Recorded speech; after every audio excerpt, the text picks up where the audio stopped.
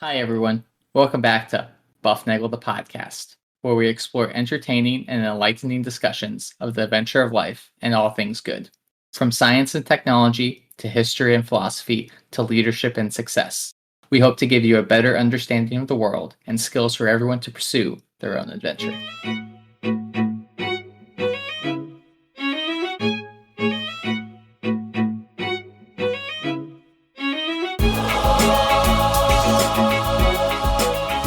Hi, everybody. Welcome back to Bufnagle the podcast, where we talk about all things good in the pursuit of the adventure of life. I'm Zach, and I'm super excited to be here today doing this show. I think this show is one of the first ideas and topics we had when we came together over a year ago, and I think we're finally doing it. We're finally putting our foot forward with it, and it's going to be fantastic, and I can't wait to get started. However, I can't do this alone, so as always, I'm joined by Rafe. Rafe, how are you doing today? Zach, I am. I'm fantastic. I'm doing great. It is a wonderful day to be recording a podcast with you, and I want to say, like I always say, thank you to the listeners. We are eternally grateful for you giving us your time to listen to us. Maybe spread some good with you. So without you, we would be just talking to the walls, and that's not worth it. So as always, you can reach us at bufnagle.com. We're on Twitter, Instagram, all the sorts of places on the interwebs. Hey, if you are new to the podcast, welcome. Thanks for coming. We are glad you are here. Hey, we're going to ask you to give us 4 episodes, and we will give you a reason to come back for more. We talk about lots of things, and surely something will resonate with you. Hey, tell a friend to listen, and you will get a free episode. And if you subscribe, Zach, you know what happens if they subscribe? I do. You get pudding. I get pudding, and Zach gets donuts. It is a wonderful thing if you can give us a 5-star review on those Apple podcasts. That helps us quite a bit. Zach, a great day for a podcast, a great day for a great podcast. What do you think?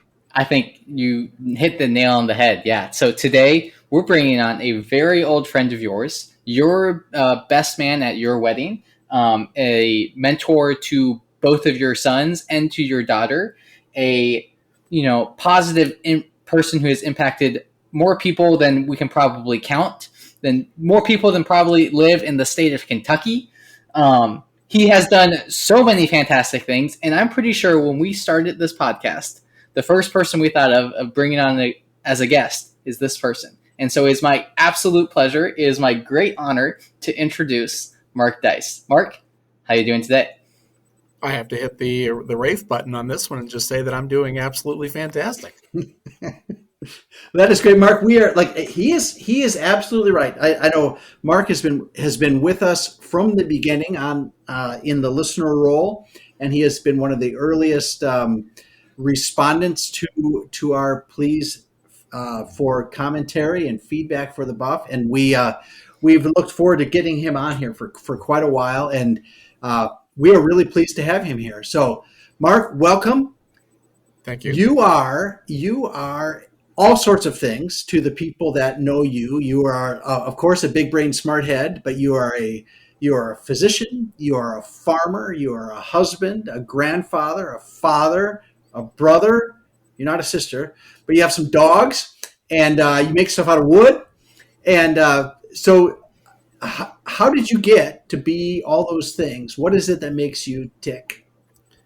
I think the probably the exciting confluence of our lives is when we both went to the University of Dayton, and I met Ken Shrout, who was a professor at the university, and you were a TA for him, along with my eventual roommate of 6 years, Chris George. And I had a fairly harrowing experience, actually, with Ken Shrout. And that was he did a thing on Fridays that he called seminar. And so we all go to seminar the very first week of our life at the University of Dayton. And he says to us, look at the person on your left, look at the person on your right. One of you won't be here by Thanksgiving. One of you won't be here by the end of the year. And the rest of you will probably make it through to graduation. And thankfully, the person on my right was Chris George, and he made it through to graduation and has had a wonderful career, fantastic human being. And the person on my left was a man named Matt Davis, and Matt Davis made it through, and he had a wonderful career. So I don't know what happened to the people 2 doors down, 3 doors down, but maybe they didn't make it. I don't know. But anyhow, Ken Trout gives us the whole thing, and then he calls at the very end of it. He looks up, and if those of you that are of our age remember The Paper Chase and John Houseman, the actor John Houseman, and that is Ken Trout, basically in a nutshell. And Ken Trout, at the very end of this whole thing, says, "Is Mark Deis here?" And I raised my hand, "Meet me in my office." And I about had a heart attack, and they're both laughing at me saying, "Well, it looks like you already flunked out and you're gone. So, have a nice Thanksgiving." And I went down there, and he presents me with this job opportunity to work with a gentleman who was 43 years old, had Down syndrome, and his mother was in her early 80s. Her name was Mary, and his name was Tim. And that became a job for me for the next 4 years at the University of Dayton. So Tim and I would spend pretty much all of our Saturdays together, and it was just a wonderful experience. Wait. Okay, so I got to go back a couple of things, because you and I know Doc Shrout, Kenneth C. Shrout. Correct. was a mathematician at the University of Dayton, and he got his PhD in mathematics in 1940, if I remember right. And this we graduated in 87. So by 1983, the fall of 83, when we entered UD, he was in his 43rd year out of graduate school. So he was getting on it, and he became. It was an interesting thing, at least for my perspective. Maybe it was for everybody. If you wanted to go to medical school from the University of Dayton, Doc Shrout, math professor, was instrumental in writing you letters of recommendation. Absolutely true. Yeah, and he just knew everybody in that field, and it was a very, he would everybody I knew that went to medical school, and there was a lot of folks like Mark and Chris, like you just mentioned. They went to medical school, not obviously on their own strengths, but Doc was fundamentally important in helping you navigate that path. Correct. Yes, he, I wanted to go to the University of Cincinnati. My brother-in-law went there, and I had high regard for it. And he was very well known there with the dean, and basically wrote me a letter of recommendation. And to this day, I know that letter of recommendation is probably what got me in there. Yeah. So, all right. And Doc was very formal. All right. I think about this because I TA'd for him a semester. So I was teaching assistant, and Chris was teaching assistant as well. And I just remember he had encyclopedic memory of calculus problems. And I thought, he has done these problems so many times.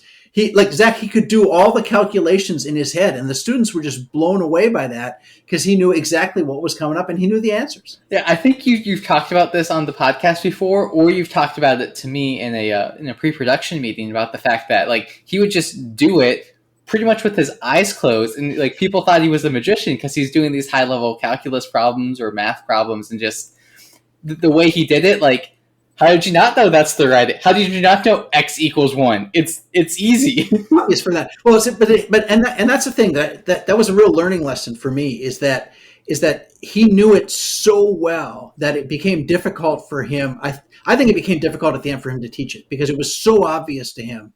And I know now at my age, calculus is infinitely easier than it was when I was 18. And it's just it makes I was like, oh, of course. Of course, the antiderivative of the derivative is going to be the integral. I mean, of course it works out, right? Why? Of course, the fundamental theorem is the fundamental theorem. Why would it be anything else? But that's where Doc was, and he was a pillar there in the math community, in the pre-med community, and he hooked you up with Mrs. O'Leary and her son Tim. How did he know to pick you? That's a long story, and I'll shorten it as fast as I can. The person who had the job before me was a lifeguard at a pool that was managed by my former swim coach, and they had been broken into several nights, and the three of us decided, not so brilliantly, that we would stay the next night and try to keep the bad guys out. And so I got to know the guy who had the job before me, and he gave the good word to Doc. And one thing led to another. Wow, that is okay. So Mark was a swimmer, Zach. You know that, right? Yes. A very good swimmer. And actually, we met before any interactions with Doc because we both tried out for the water polo team at the beginning of our freshman years. And Yes, I know this story. I failed to make the team because I suck. All right. And Mark failed to make the team just because he couldn't see without his glasses. Correct. They suggested that I get these orange contact lenses. And at that point, I thought, I think this is going a little bit far. And the basic thing was they said one day in practice, if the guy's looking to his left, throw to the left. If he's looking to the right, throw to the right. And I thought, I can't even tell you what color the cap is that the guy has on his head, let alone where the guy is looking. And I just remember, okay, so you were a good swimmer in high school. I was a swimmer in high school. You were a good swimmer, like a capital S swimmer. All right. I was like a lowercase s swimmer with like all the W's and the M's in there. I just kind of was I was just a simmer, I think is what I don't even think I had all the letters. And I just remember, I've never worked so hard as I did in those first couple practices that first week, treading water nonstop without your arm. I mean, I had always used my arms to tread water, but playing water polo, Zach, it is like my horse drowned the first day. Okay. I mean, really? Okay. So yeah, there you go. So, amazingly difficult thing to do. And I was just really glad when I realized, yeah, this is not for me, but, at least I could see the cap. I could see the ball. that's a good thing. Yeah. So, so Doc gets me this job, and I go over to meet Tim and Mary O'Leary, and Tim comes out, and he's never met me before. He comes running out of the house, throws his arms around me, and he asks me the three questions that he asks every single human being on earth. Where do you work? Are you married? How's your mother? And anybody that he ever met, those were the three questions that were his go-to questions. Another friend of ours, Freddie Sirianni, and oh my golly, the stories we could go on about with him. Great, great human being. Tim met him as a freshman at UD. I took him up to campus one day, and he met Freddie, and he met Freddie the next time as a senior and runs up to him, Freddie, how are you? Where do you work? How's your mother? Are you married? And his three go-to questions all the time. But once he met you, he knew you for the rest of his life. And that was his, absolute gift. He knew you. It was beautiful. Now, the great thing from my perspective of seeing Mark and Tim together is they look like they could be brothers, right? And that was the thing that was really wonderful. Like I just like you guys would go to the basketball games, or you'd go to the, I don't know, to pip pumpkins or whatever else you were doing, and you guys looked like two peas in a pod. And so was this every Saturday you did this, or was this Yes. So every Saturday for what, 6 hours, 8 hours? It varied. It was anywhere from 4 hours to sometimes it was the whole day. And I do believe that you were the one that dubbed me the shortest, fattest guy in the apartment. And thank you. Yes. Thank you. And that probably would still be true to this day. Anyhow, so Tim and I, that made us look even more alike. And Tim and I are both redheads.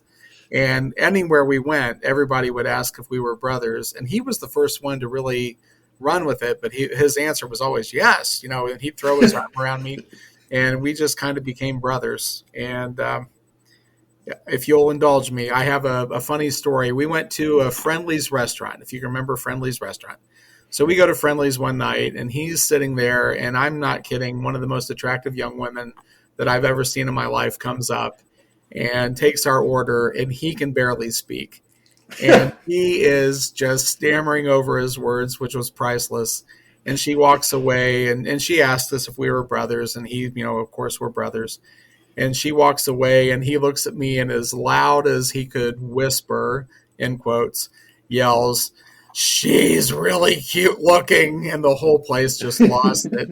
But, she came back, and of course, I'm trying to apologize, and, there we were, brothers in arms, eating dinner at Friendly's, having a great time. And I have so many, many, many, many fond memories of him.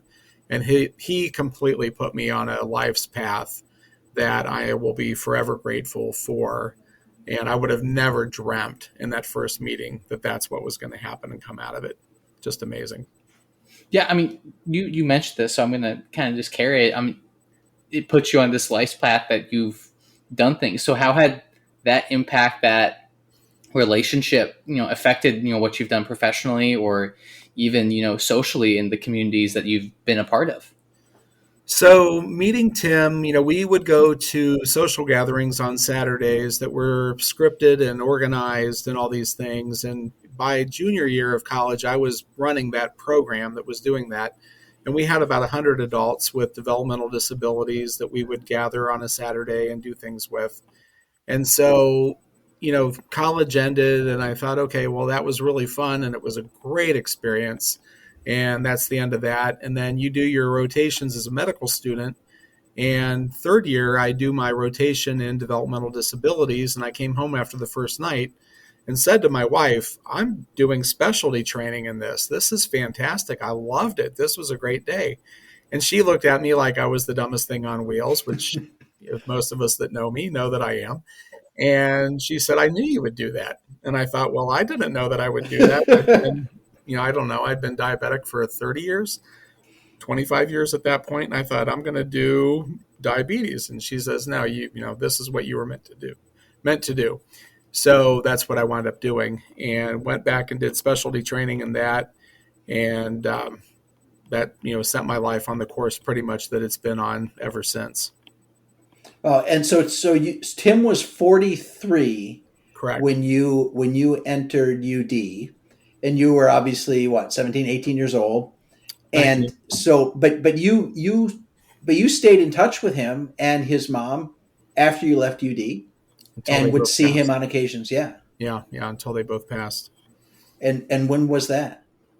Wow. We were, I think that he passed when I was a resident and she passed when I was in specialty training.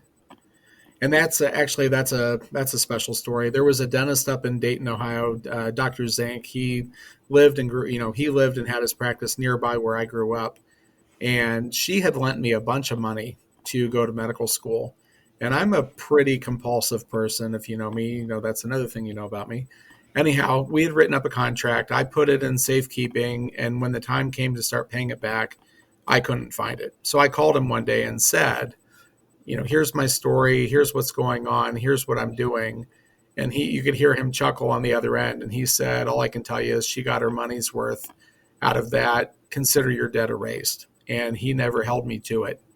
And, I love that woman. She made me lunch every time I ever worked for her. And she would sit and espouse her philosophies of life. And I would have never dreamt listening to her then how much of an impact what she said had on me, but it had a tremendous impact on me. And it didn't come back until, 5, 10, 15 years later. I mean, I think it's amazing. Like, you build this relationship, you build this, community, even, a community of 3 people, Tim, his mom, and yourself. And then, the stories, the things that you build, like, kind of form those fundamental pillars about, the life that you've lived and the things that, the impact that she's had on you and things like that. I mean, I've talked to my dad about this a lot. Those coaches I had who growing up that I haven't seen in years, and there's some of them I don't get to see again. And to think about the impact that they've had on me, and then to see where I am today because of, the coaching or the philosophy that they were able to give me. And it's just like, it's amazing to think that, sometimes the most impactful thing we can do is just to show up and do something for another person, because we have no idea how much we're going to get back from that experience as well. Even though we're doing it out of the kindness of our heart, to be generous, to spread the good that we talk about on this podcast. And, as a doctor, it's, you do no harm, but, you're also doing more good in that way. Yeah, she taught me some real basics, and these are things that are, these are going to be highlights of the podcast. So you don't know this, but the best ways to clean a window, to clean glass, is actually with a newspaper and Windex. Okay, it leaves no dust, leaves no marks, leaves no nothing. Best way to clean a window. Best way to clean carpet is actually with just hot water and spick and span, and a good hard scrub brush and some elbow grease. And then she left me with a whole bunch of just life philosophy and how everything that you guys talk about, how to be the good, find the good, seek the good, all that. That was Mary O'Leary in a nutshell. She was a fantastic person.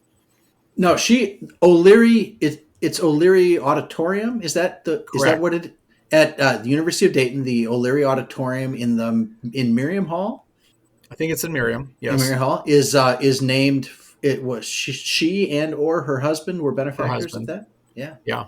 So Edmund. so they were very philanthropic in that Very. regard, and obviously a very wise lady that's taught you a lot of good things. Yes, she did.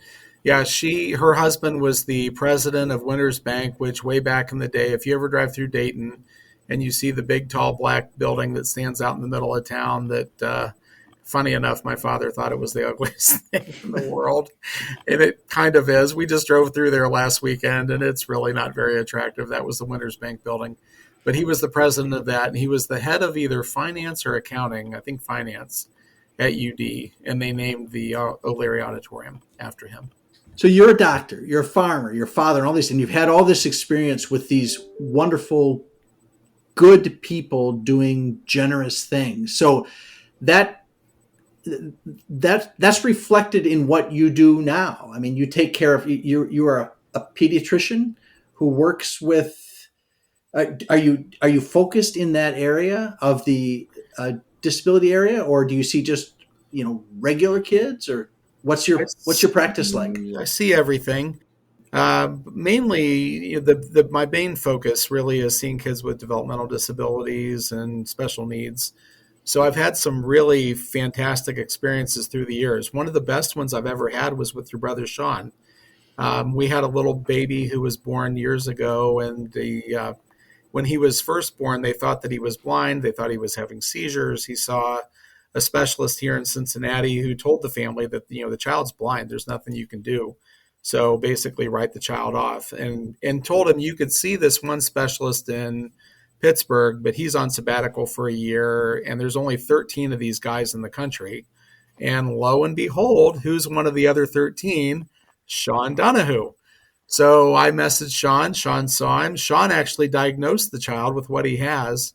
And that child is 12, I think, now. And not only is he a fantastic human being, he's so much fun to be with, but his mother completely took the ball and ran with it. And she's actually one of the national leaders in advocacy work for the condition that he has.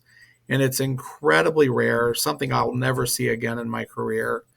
I can't believe Sean made the diagnosis on one visit, but that was a great experience. I've got another fantastic family. They have 3 children, all with the same rare condition. And they do so much good work for Cincinnati Children's that they actually named their center after this family. I also, through a series of events, have had the blessing to work with a lot of the families in Northern Kentucky who have children that are on hospice care. And it's one of those situations where, you walk into a situation and you feel like, you pray, God, please let me do some good in this situation. And you walk away from it feeling like I was blessed more than they were. And you couldn't possibly bless them more than what they blessed you. And there have been, I think now about 6 or 7 families of little ones who have passed that I've had the special gift and privilege to work with. It really have truly taught me so much in my life. So they help you. We talk about seek the good, be the good, spread the good. So what are you looking to do now? You and I are getting downside area of careers. Old. Old is the word you're looking for. Okay, old. We're getting old. We're older than Zach. Okay, I would hope so. So what are you looking to do? Are you looking to keep doing this? Is there opportunity for you to branch out and do other things? Are you gonna retire and go be a bison rancher in Montana, or what's your plan? Definitely not Montana. Nothing against Montana. Love Montana. Been there very briefly. I've been kind of thrown off the rails a little bit lately because, as you have, I've become a grandparent. And I really think about them, the grandkids, a lot. And I really want to spend the remaining years that I have being with them. And there's a lot of good work that's left to be done. There's a lot of that. There's all kinds of things left to be done, and there's fun side things left to be done. But boy, what do I want to do with my remaining years in life? I want to be a grandparent. And today was a great day. I got to spend the early part of the day with a grandson. I got to spend most of the rest of the day with a granddaughter. The middle part of the day spent with two other brand new 3-week-old grandsons. And that's what I want to do. But I think a lot of the life lessons that the fantastic people that I've met in my life, some of whom I'd love to quickly mention, my wife, a huge, great person that has just been a tremendous influence. My specialty training mentor, Bobby Bauer, fantastic person. One of my partners here at work, Chris Cunha, I can't say enough good about him.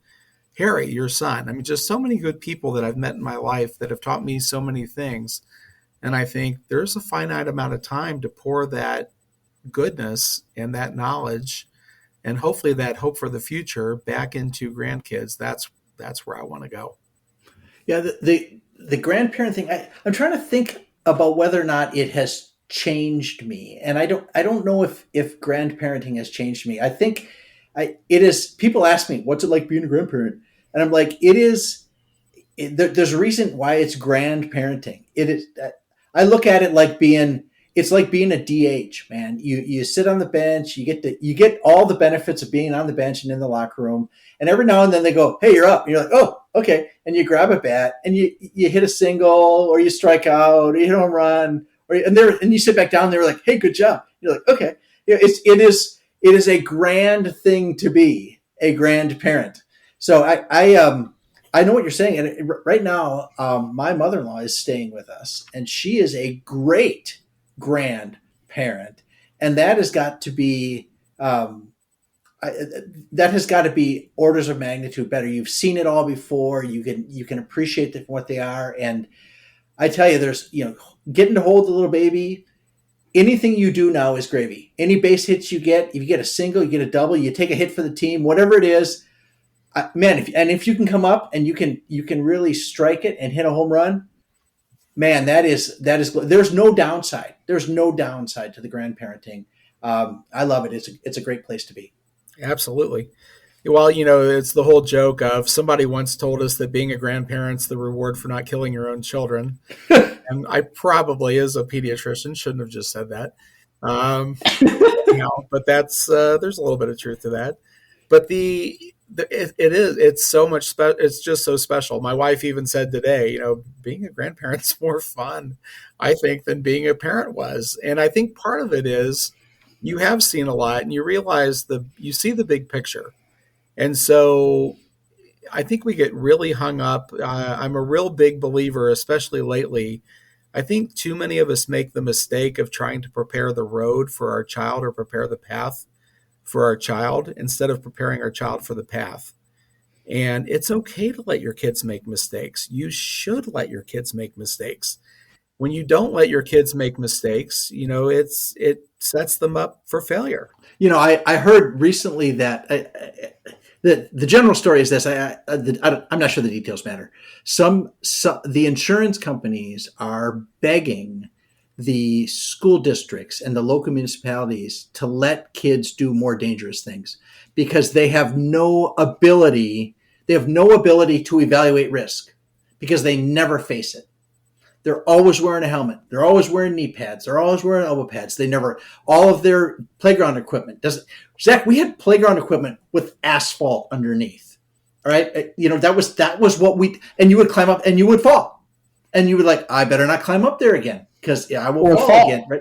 I will fall, and we had tetherball. Okay. That sucks. And it's just because Zach knows I hate tetherball worse than soccer. All right. And so it's but these like you said, the kids have never learned how to fail, how to take the risk, how to be like, yeah, I don't think I should do that because all that risk has been taken away from them. I mean, other than the fact that you made me spit out water by mentioning how much you hate tetherball, you talk about this idea of failure, and I think it's something we've talked about on this podcast multiple times before, and I've gone in a lot of detail about, and I've written about, I've spoken about, I post on Facebook and the rest of the interwebs. about this idea of failure, and it's failure is the single greatest thing you can do, because you can learn what your limitation is. You can learn, okay, I failed at this task, but the underlying things of the task, I read a book, I learned a new thing, I did these other things. Yeah, maybe I failed the task, but I learned these underlying skills. I did these bigger and grander things that I can then take for the next task, the next skill I learn, and I can use that, and I can, create a nice little bubble of like, all right, cool, I am capable of doing these things because I've done these other things in the past. And this failure thing, this idea of society saying, oh, well, you stumbled and fell, therefore you're not good enough. It's like, no, I stumbled and fell and I got back up again, and I kept going because I believe in myself, and I believe in, the support system that I have around me. I don't know. Maybe I got really lucky with the support system around me, who always encouraged the fact that, like, hey, you are capable, you can do these things. But it is. Yeah, and that is teaching them to fail. That is the thing. I thought what you were going to say, instead of smoothing the path, because that is my natural instinct, is to clear the path. I mean, I do that all the time. I'll go up, I'll run ahead and open the car door. I'll make sure the car is warmed up. If there's snow on it, I'll check the Google Maps to make sure you know where you're going. It's the third light. Make sure you go past Hardee's before you turn, whatever it is. Watch out for the beat truck, that sort of thing. All right, I'm always trying to stay ahead of that and clear the path. And I thought what you were going to say is, instead of clearing the path, we need to walk the path with them, is what I thought you were going to say. But I think teaching them, preparing them for the path is the same thing. I think that's the same thing. Yeah, I would get worried about that idea, that if you do that, you'll encourage them not even to try. And it's okay. It's okay for them to try. It's okay for them to fail. I think of, I wish I could Google it fast enough to say, oh, I know the number. But, when Edison finally invented the light bulb, somebody finally, they said to him, how many times did you fail? And he said, well, I never failed. I just found 72 ways to not make a light bulb before I finally found the way to do it. And I don't know. I really think we need to rethink things. You don't need to correct their homework. It's okay for them to get a C. You don't need to do their projects for them. If my kids ever listen to this, they're going to scream, because I was down in the workshop doing a lot of late nights, making sure that project was just right. They did it. I taught them the things to do, but I was the one down there on occasion making it perfect. And I shouldn't have done that. I wish I knew that now. So those are the kind of things I really want to impart to grandchildren. There's a biblical verse about shooting arrows into the future. And I think, okay, I didn't shoot the best arrows always. I'm so proud of my 5 children. I couldn't be prouder. They're 5 wonderful human beings. Love them dearly. Crazy proud of them. Yeah, and that's the thing you hear a lot about. I mean, we all see people whose kids have done, they've done this and they've done that, and they won this award, and they got this scholarship where I tell you, ask the parents, would you rather have a kid that gets into Harvard and is a jerk, or would you rather have a good kid that goes to, I don't know, some other place, or maybe doesn't go at all? We've got to make good people. We've got to make them best, and what we need to do is make sure that we love them enough to do that. Yeah, absolutely. So we've talked about this before. A couple of quick thoughts here. I think, where are we wrapping? We're pretty close. I think we're starting to get that signal from the guy. Okay. Yeah. So I think, a big thing that we really need to work on is just teaching our kids to be kind, and teaching our grandkids to be kind. And I really feel like that's a place where, as a society anymore, we're failing. Something confronts us, and I just see us. I know the listeners can't see this. My hands are going apart. I feel like we diverge from each other. Oh, that's the issue. Well, I'm going this way, and I can see you're going that way. And we really just need to be kind to each other. We can disagree with each other, but you can be kind and disagree with each other. And I feel like we just fail that horribly anymore. A second thought is just the whole idea of Aquinas, and Aquinas' idea, or his definition of love. And love is willing the good of others as the other, of the other as other. And I've told you, one of my big pet peeves in life is the leaving off of the as other part. I love you. I love you for who you are. I think you're a fantastic person, but I love you for who you are. And I don't want you to change to meet my expectations or to be anything that you aren't. I just love you for who you are. Yeah, we've said that a lot. And I've quoted that, and I've misquoted that, and I believe it was one of your interjections in a follow up to remind me to put that piece at the end.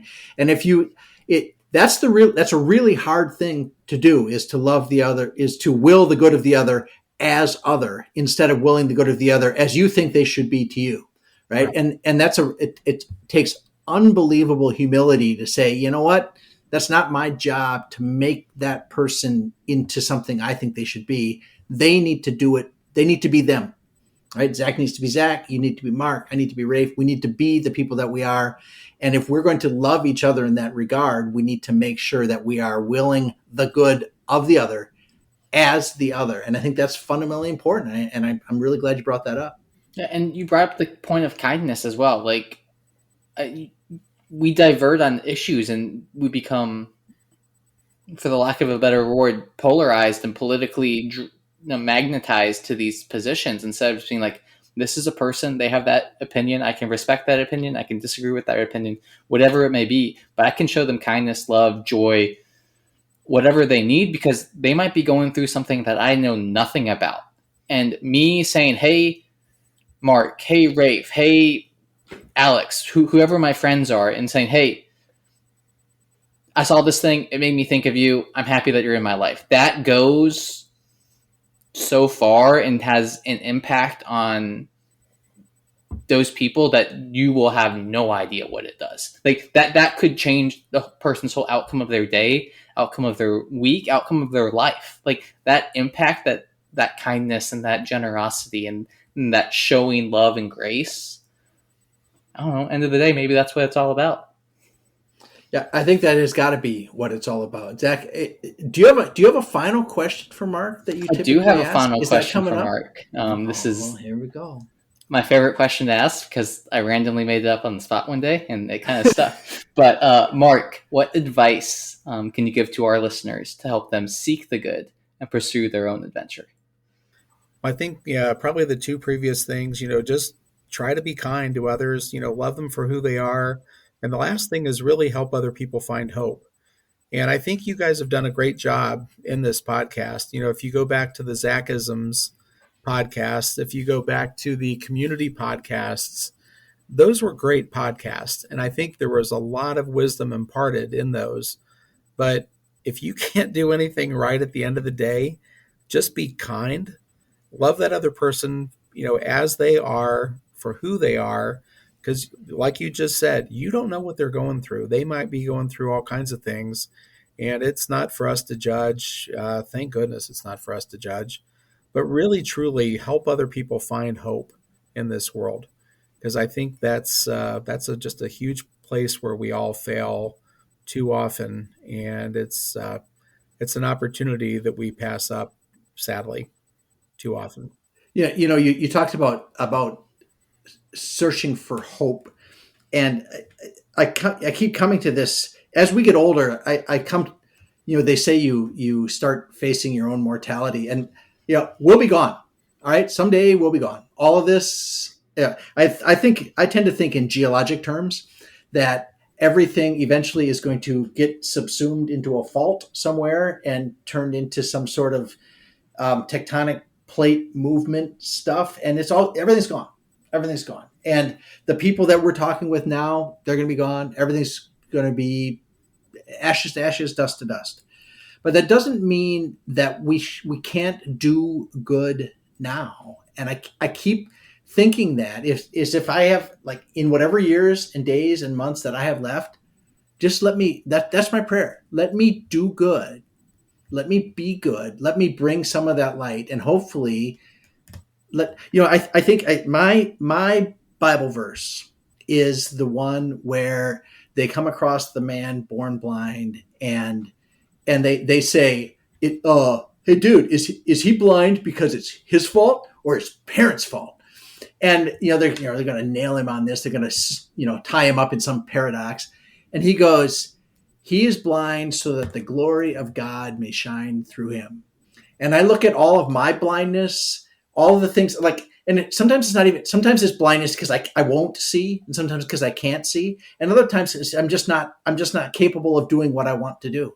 But I know that I always have the opportunity to let the glory of God shine through me. And that's gotta, for me, that's the hope. That's the goal. That's what I want to shoot. I'm so pleased that I've met wonderful people in my life, like our big brain smart head, Mark Deis. I am so pleased that I've been able to be part of that, because I think that's just the reflection of the thing I'm trying to be. Yeah, I can't say anything else other than that. Mark, this podcast, recording this, has been an absolute pleasure and joy for me. Like, I'm on a different level right now. I'm on cloud 12 or 13, whatever's up there, past cloud 9. So this has been an absolute joy for me. So thank you very much for joining us today. Thank you. And I will just say that I shudder when you call me a big brain smart head. You know many of those. I've listened to them. They're smart people. Please don't put me in that category. I shudder. Yes. Well, with all of that said, I'm going to leave you all with one final note of, we are all meant to shine as children do. We are born to make it manifest the glory of God that is within us. It is not just within some of us. It's in every one of us. So I want to have you all carry that light with you as you carry on with your week, your day, your month, your year, to spread the kindness, to spread the joy. Thank you all for listening. I want to remind you to go seek the good, be the good, and spread the good. Enjoy the adventure of life.